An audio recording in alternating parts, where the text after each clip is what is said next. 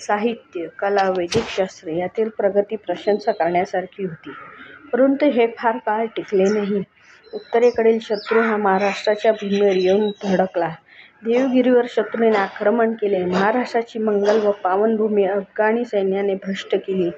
दिल्लीचा सुलतान अल्लाउद्दीन खिलजी हा विंध्याचल तुडवीत महाराष्ट्राच्या भूमीवर चालून आला.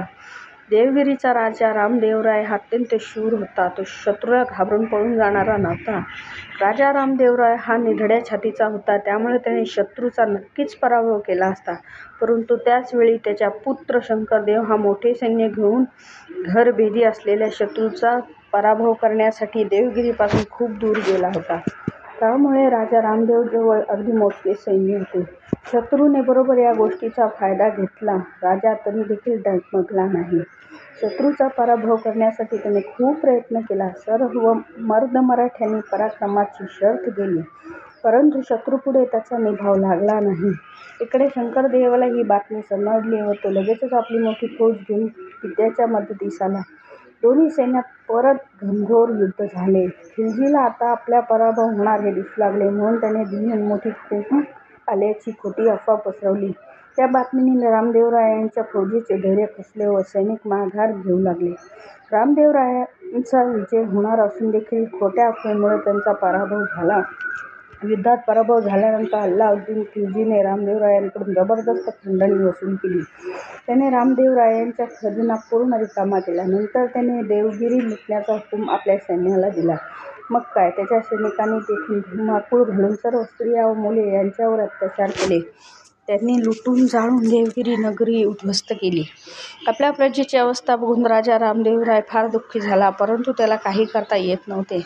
अल्लाउद्दीन खिलजीने राजा रामदेवरायांकडून वार्षिक खंडणी देण्याचे करून घेतले व तो दिल्लीकडे जाण्यास निघाला. तेथे गेल्यावर त्याचे मोठे स्वागत करण्यात आले. दिल्लीला सुलतान आपण व्हावे म्हणून त्याने दिल्लीच्या आधीच्या सुलतानाची हत्या केली व तो दिल्लीचा सुलतान बनला. तो अजूनच क्रूर झाला. खिलजीने राजा रामदेवरायांकडून खंडणी वसूल करण्यास सुरुवात केली. काही काळानंतर राजाला खंडणी देणे शक्य होत नव्हते. त्यामुळे खिलजी खूपच चिडला व त्याने परत आपल्या सेनापती मालिक काफूरला सैन्य घेऊन देवगिरीवर चालून जाण्यास सांगितले. पुन्हा एकदा रामदेवराय व त्यांचा पुत्र शंकरदेव यांनी अतिशय व शर्थीने झुंज दिली, परंतु त्याच्या राक्षसी ताकदीपुढे देवगिरीचा निभाव लागला नाही. त्यामुळे राजा रामदेवरायांना कैद करण्यात आले. राजाचा अपमान करण्यात आला. इतकेच नाही तर त्याला अंधाऱ्या कोठडीत टाकण्यात आले. काही काळानंतर नियमितपणे खंडणी देण्याचे राजाने आश्वासन दिले, म्हणून राजाची सुटका करण्यात आली. परंतु रामदेवरायांचा अपमान झाल्यामुळे तो मनाने फार खचला होता व त्यामुळे काही दिवसातच त्यांचा मृत्यू झाला. रामदेवरायांचा मृत्यू झाल्यावर त्यांचा पुत्र शंकरदेव हा खूप संतापला. त्याने दिल्लीच्या सुलतानाला खंडणी न पाठवण्याची जणू प्रतिज्ञाच केली होती. ते पाहून खिलजी परत सोडाने पेटला व त्याने परत एकदा मलिक काफूरला मोठे सैन्य घेऊन देवगिरीवर पाठवले.